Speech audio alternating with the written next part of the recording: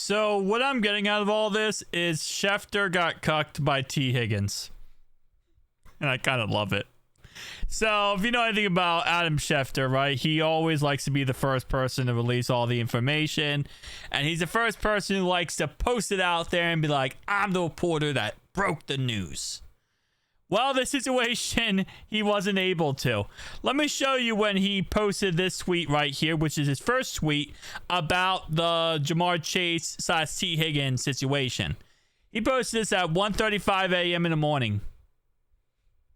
News broke around like what, 10, 11 o'clock, right around that time period. That the contract was done. Yeah. Let's read why. NFL history. The Bengals have agreed to a record deal, making Jamar Chase the highest paid non-quarterback and T. Higgins the highest paid wide receiver 2 in the league, per sources. Deal was in place all weekend. Higgins announced the deal. So, he didn't get the information because Higgins announced it. And because of that, Adam Schefter got cucked. He got cucked by T. Higgins. So T. Higgins wasn't able to release it right away. He had to wait. And then he didn't get the tweet out until later because of that. Now, he went on a absolute tear after it, you know, posting a lot of stuff about the whole contract situation. But you could see his first tweet, 1:35 in the morning. Adam, not gonna lie to you, man. T. Higgins destroyed you. And it's kind of hilarious. So also, highest non-paid quarterbacks. Jamar Chase now is $4.25 million. I hate the Cleveland Brownies so much and their dysfunctional mess they call a front office / ownership. Bruh. You know, like, can we just understand the fact that in reality, Jamar Chase would have gotten $40 million, okay? If Myles Garrett got paid or didn't get paid, he was going to get $40 million no matter what. It did not matter. But now it's 40.25. He literally just said, you know what? Like, this whole contract was, you know what Myles just got? Yeah, I just want a tad bit above that. He said, I'll tell you when. When? 40.25. Jamar Chase, T. Higgins now have a combined average per year of $69 million. Nice. $10 million higher than any other receiver duo. So right now, the closest receiver duo is Tyreek Hill and Jalen Waddle at 58.3, and then AJ Brown at 57, and Devonta Smith at 57 million. So yeah, we spent a lot of money. But you know what the best part about this whole situation is? There's did Adam Schefter not? Oh, here we go. Okay. That is a really good term. Now, keep in mind, T didn't get an extension, right? He didn't get extended because T got a new contract because he was on the franchise tag.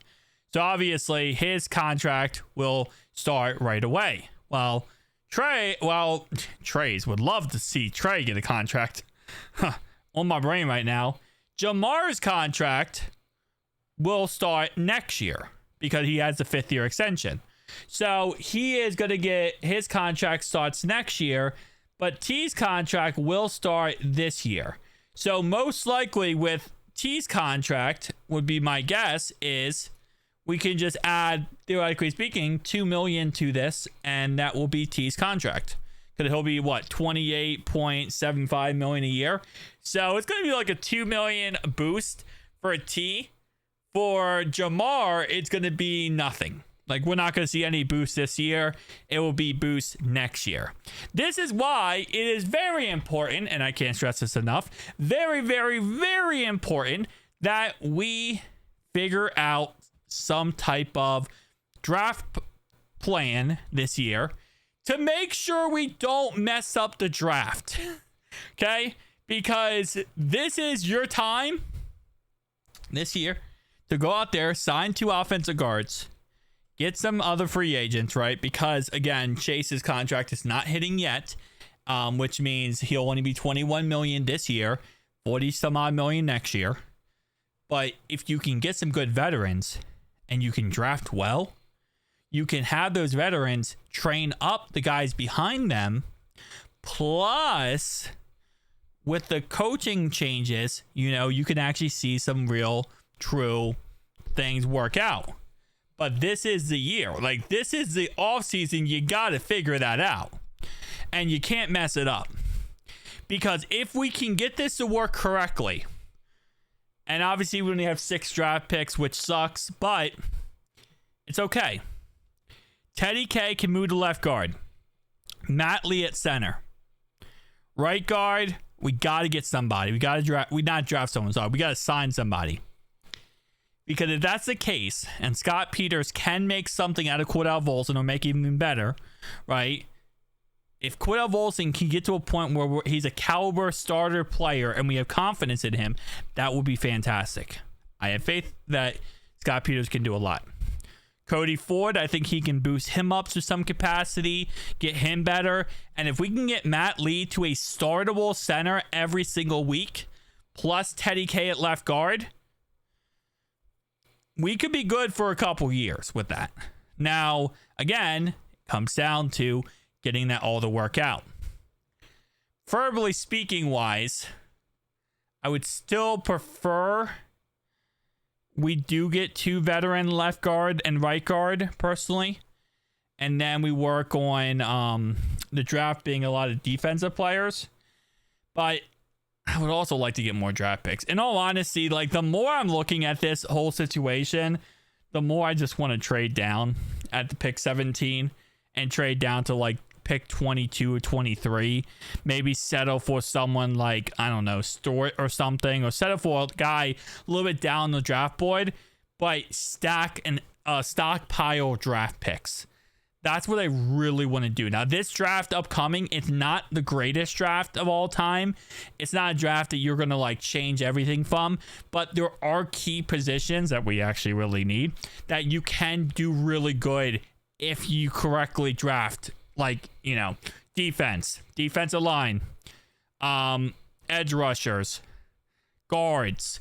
That's what this draft is good for. And that's like everything that we need, which is ironically enough. So stockpiling picks and getting some of these later guys could really help us out a lot.